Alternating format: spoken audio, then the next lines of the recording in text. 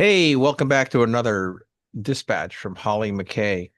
Today we are talking about the arms weapons supplied by the United States around the world and asking the question about who is responsible for their use. And Holly just wrote an article about that. So let's start off with that, Holly.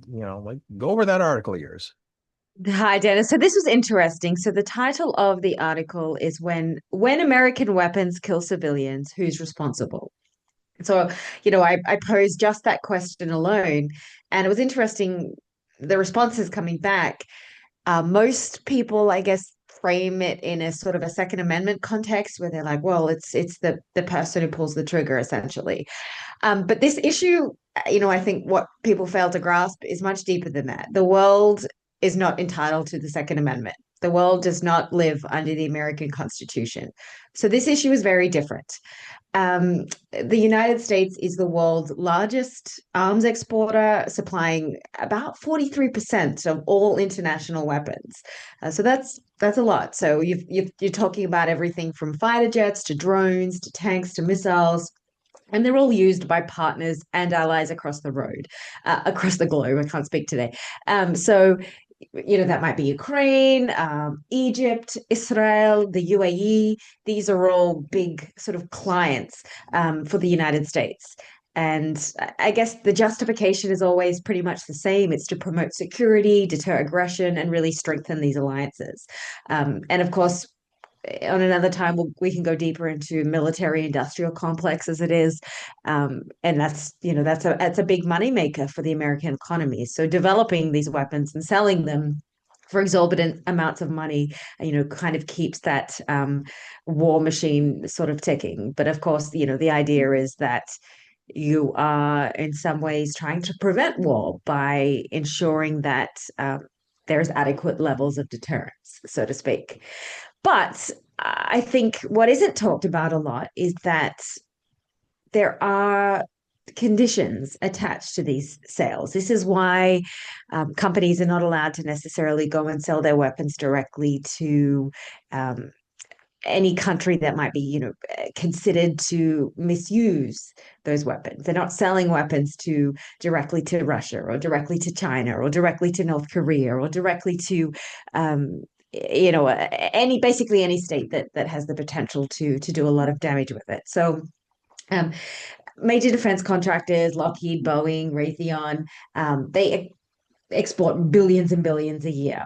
And the sales are actually regulated by both domestic and international laws. And these laws are designed to ensure that they're used responsibly. So, in theory, the United States is obligated to ensure that weapons don't contribute to atrocities or war crimes or genocide or mass destabilization.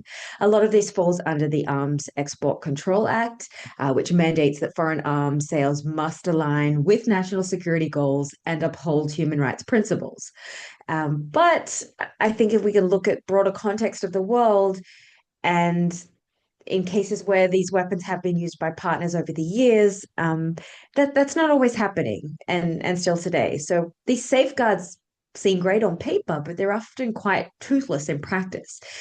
Once weapons are delivered, really what I've seen happen is that oversight collapses. I mean, we talk about American weapons being used against civilians in places, but is there ever sort of a contingency to try to get those weapons back or to um, publicly sort of condemn the country that we sold it to? Those things don't happen. So monitoring is very inconsistent, especially in active war zones. And I think enforcement is frequently overridden by the US's own strategic or economic interests. And so there's a really big legal gray zone of accountability. As I said, you don't hear much about, any efforts to try to get American weapons back once it has been clear that they are being misused.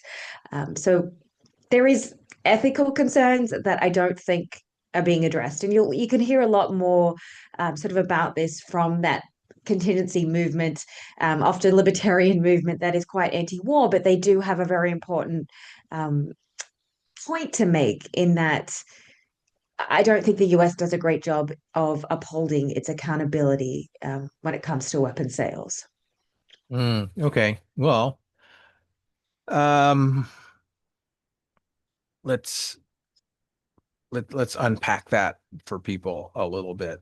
Uh, the arms control market for the U.S. at the moment, the largest recipients of U.S. arms exports in recent years have been Saudi Arabia, Australia, South Korea, Ukraine, India, Qatar, and Pakistan. Um, just by sheer dollar amounts.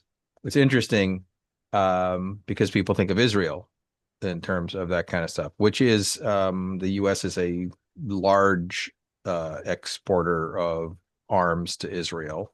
It's a little further down the list, but it's still a large exporter. What's interesting when you mention the arms control or the Arms Export Control Act, the restrictions are you can't do unauthorized transfers. You can't use the weapons that are supplied to you beyond the purposes that they were provided for, which is essentially for internal security or legitimate self-defense. You cannot commit human rights violations with them. And you have to agree to something called end use monitoring.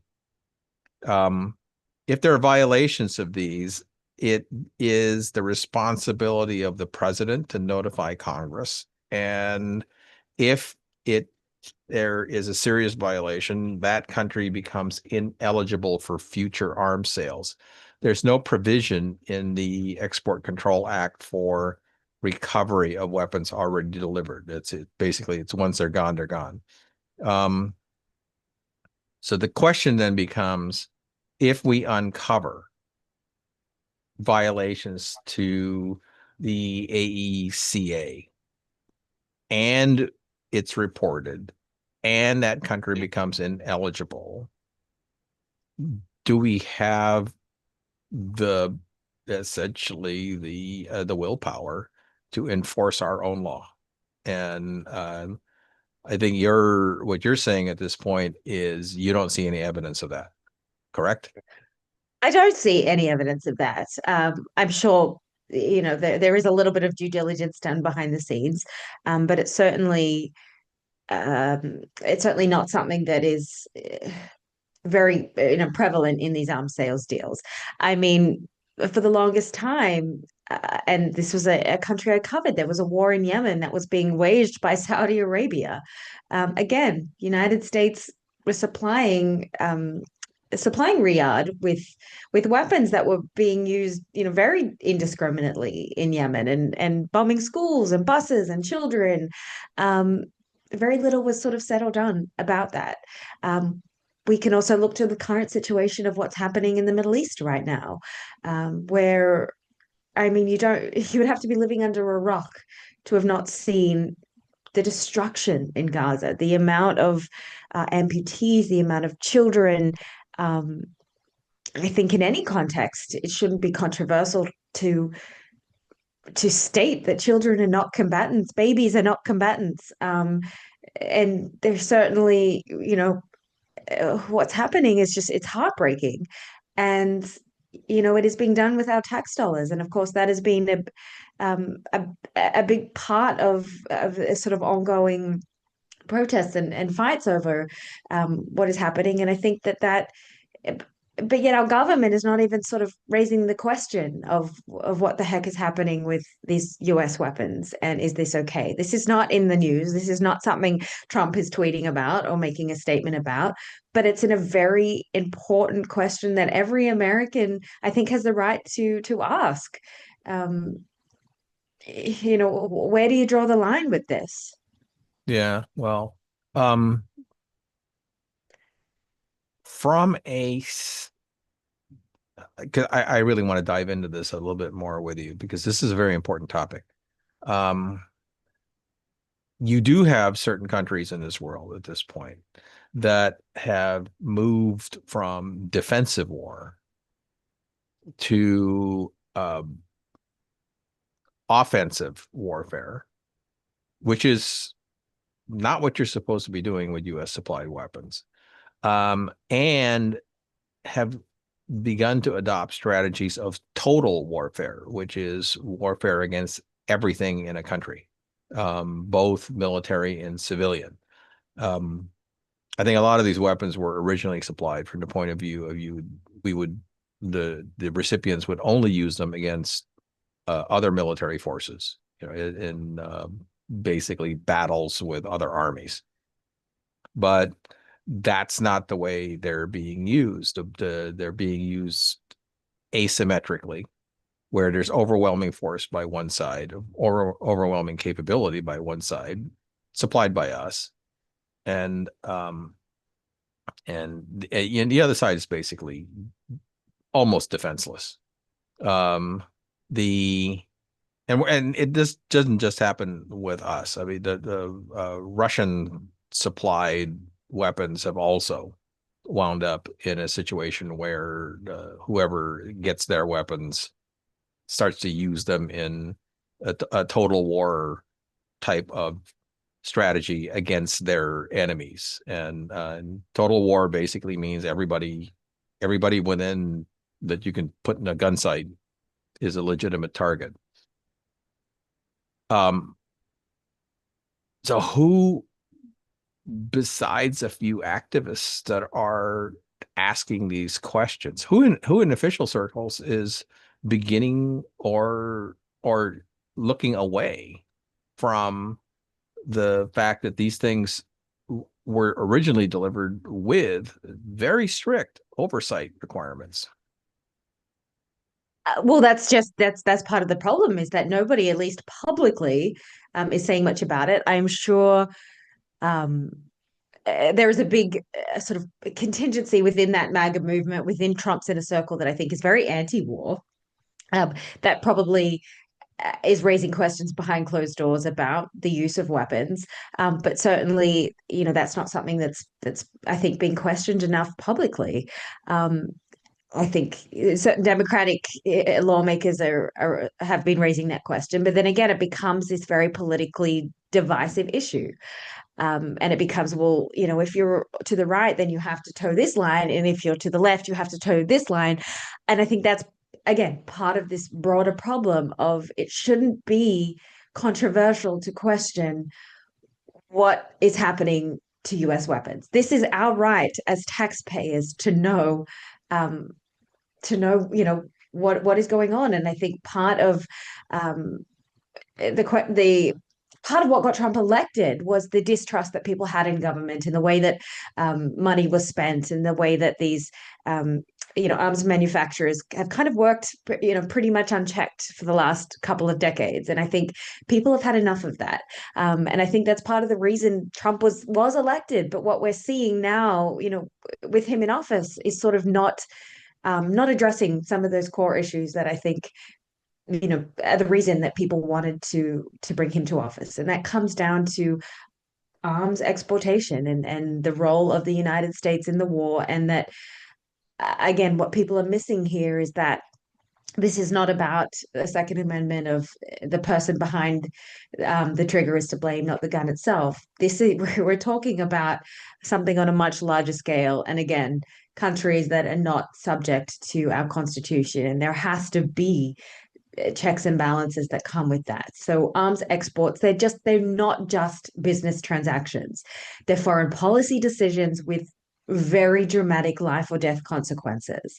And the United States has to balance those strategic interests with its professed commitments to international law and to human rights, because those things still do matter. They might not be the primary focus of the current administration, but they matter. So this means really conducting very rigorous review of potential recipients, not just rubber stamping deals. It means holding buyers accountable for how they use American weapons. And it means recognizing that once a bomb is dropped, it's too late to take it back. So these things have to be done beforehand. And I want to give the US credit in the sense that the US already maintains far stricter protocols, I think, than most countries, at least on paper. I certainly don't think China or Russia care about who they're selling weapons to, and the misuse of the countries they sell weapons to is absolutely bone chilling. But the US needs to stand above that. And I think further steps can include enhanced monitoring and transparency. I think prioritizing human rights because they do matter, especially when our tax dollars are involved. This is something every American should care about. Engaging in multilateral diplomacy and really balancing strategic goals with ethical concerns. And I think if we were to be a little bit more rigorous with that, and maybe people would have more trust in government and more trust in this quote unquote military industrial complex because it's there for a reason. It's there for a good reason. We have to be armed to a certain degree to deter conflicts from happening. And I think we need to stay ahead of the game. So I'm certainly not a pacifist in that sense, but I do think that we need to do better about questioning the sales and do better about bringing to light when we're at fault, when the countries that we've sold weapons to, and there needs to be some consequence to that. For example, I bring this up a lot because it irks me so much, but recently working in sort of the Sudan area in Darfur, and it's just an awful, horrific genocide there with arms that are largely being supplied by the UAE. Again, we sell weapons to the UAE. They're a big client of ours, and that is the primary reason that nobody speaks out about what they're doing in arming these militias in Darfur because they're a primary client, and also we may have some culpability in that. So it does matter, and it really annoys me because at the end of the day, it's civilians that are suffering from this because we want to line our pockets and make policy decisions that are solely based on um, enhancing sort of wealth without actually looking at the consequences. Well, unauthorized transfers are a disqualifier for uh, future foreign military sales per U.S. law. Yeah, One. but how often do you hear that enforced, Dennis? Uh, oh, I listen, and I don't actually hear that anybody has been paying attention to that. I've always subscribed to the theory that any weapon you make will eventually get used. You just have no idea how it's going to be used. And there there seems to be a trend on this planet right now that they are increasingly starting to be used for controlling populations, which is a very disturbing trend. It's a very disturbing trend to me. I know it's a very disturbing trend to you, but but that seems to be, the where it's going. And it's not just our weapons. It's also the weapons that are supplied by the Chinese, supplied by the Russians.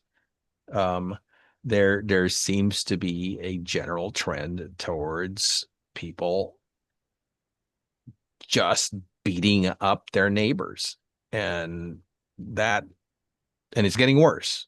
So at a certain point, the arms supplying nations of the world have to start to make some choices about whether or not they let this go on. And it's not a big enough issue yet from a political or national interest standpoint, as you have pointed out, because there is no evidence that it's being looked at in with critical detail. There It was a debate many years ago during prior administrations when foreign military sales started to accelerate, particularly in places like Bosnia. But it hasn't been anything that has been looked at in recent years, and it's become politically difficult to do that because of the domestic lobbying that occurs in the United States. So I think I was very intrigued And by the mind you, fact I that just you wrote I this want to article. add that these companies that are making the weapons that are obviously their bottom dollar is reliant upon it. Mind you, they also get tax dollars often to build the weapons. So they're receiving federal grants and money to kind of stay ahead of the tech space. And then on top of that, they're able to then sell these things and profit off it too. So they're kind of getting money from us at every end. And they they they have huge lobbying firms that really twist the arm of both sides. This isn't just a one-sided issue. This is an industry that requires befriending as many people as possible. And of course, the way that politics runs is that if you don't have donors, if you don't have people donating to your campaign, you're not going to get reelected, whether you're the president or whether you're a senator.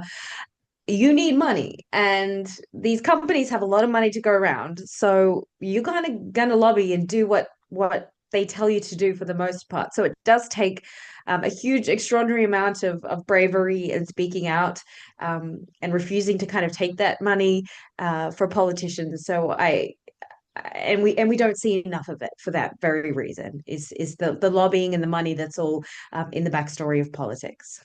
Yeah, I don't think you're going to see the economics of that changing anytime soon. I mean, that's just a reality of it. There's a very old thing about from the very early days of the United States that admonished us to lead by example or lead by inspiration. And we're doing less of that these days. We're really being led by circumstance. And Mhm. I'm not really sure that being led by circumstance is a viable long-term national strategy for the And US.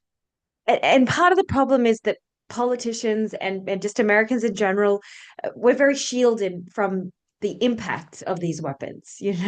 We don't see, we see what we want to see, and majority of people out there, getting by, they've never gone to a conflict zone. They've never experienced what that might be like, or they've never. Um, it's something that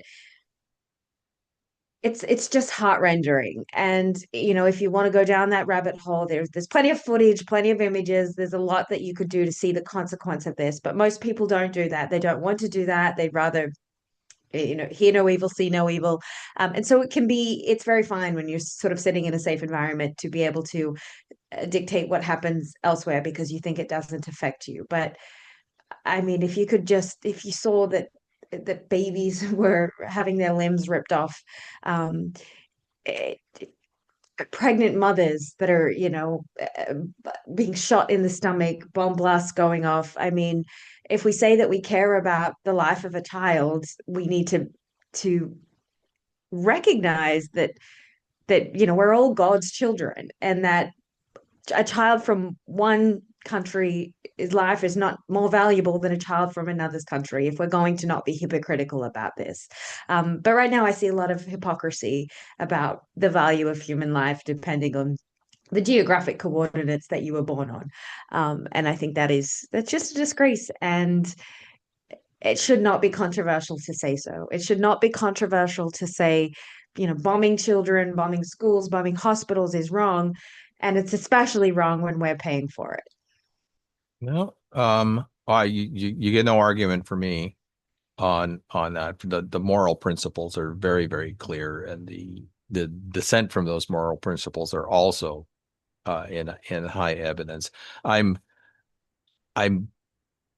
reflecting on your when you published the article that a lot of some of the feedback you got was so myopic in terms of that it's an extension of the U.S. Second Amendment issue, which really doesn't exist outside the U.S. border, and the other there's a lot of cultural American cultural prejudice on display in terms of the hesitancy of the government to act because of the underlying feelings of the culture that are very loyal to one faction or another overseas at the expense of seeing the total picture. And there's very little being done to expose the total picture so that the American public can make demands on the government to have a more rounded opinion and a more rounded policy of what happens next. And do you think that's yeah, where do you think that is the press complicit in that, not showing the full story, or is it just that people don't care to read those kinds of stories? You write a lot of that kind of stuff, and so like it's not like I don't I think the see. yeah, I mean, the press is so broad, it's hard to put it into one box. But I think journalists have done a very good job over the years of at least highlighting some of these issues. But I don't think because I mean, there's just so much noise out there now that people only want to read what they're going to read. And I don't know that it has any actual real time impact on policy. Yeah, well, yeah, well, I've worried about that, and I think you've worried about it too, that people now live inside their own echo chambers, and what's happening in the real world is distant. And so it's a lot easier to get away with this kind of stuff in a world where people are living inside their own video game head. It is, but we can't give up completely. No, we That can't. I mean, but which is why we have discussions like this. So, um, I mean, there's no resolution to this, but this is in this conversation. But the resolution is to do better. Do better. That's the resolution. It's well, not there, that yeah, complicated. Yeah. there's the fighting voice in that Holly that I've seen and watched for many years doing her job, and I totally agree with it. We need to do better. We need to pay attention to all aspects of things, and it is not something we're very good at right now. But you're highlighting it, and for that, thank you, Holly. And hopefully, people got something out of this, and we'll talk to you next time. Thank you.